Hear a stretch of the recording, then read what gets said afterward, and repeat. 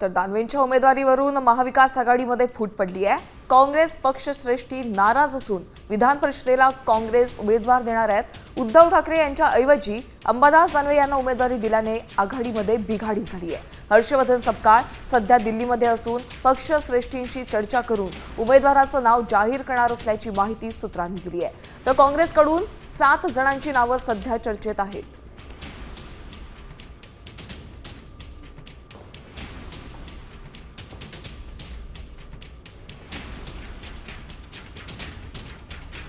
तर काँग्रेसकडून बाळासाहेब थोरात, पृथ्वीराज चव्हाण, सचिन सावंत यांची नावं चर्चेत आहेत।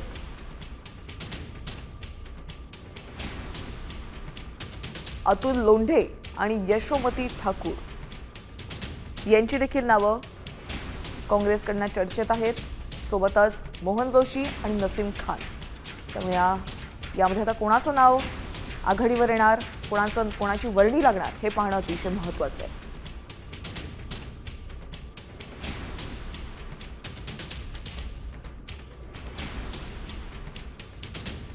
तर ठाकरे सेनेचे खासदार शिवसेनेने उद्धव बाळासाहेब ठाकरे पक्षाने जे उमेदवारी जाहीर केली त्या संदर्भात आमच्या बरोबर कुठलीही चर्चा झालेली नाही आणि आमची भूमिका आहे की जर ही जागा शिवसेना लढवत असेल तर पुढच्या राज्यसभेची जागा काँग्रेसच्या कोट्यात मिळालीच पाहिजे ही आमची आग्रही मागणी आहे आणि ते आम्ही सोडणार नाही ही आमची भूमिका आहे।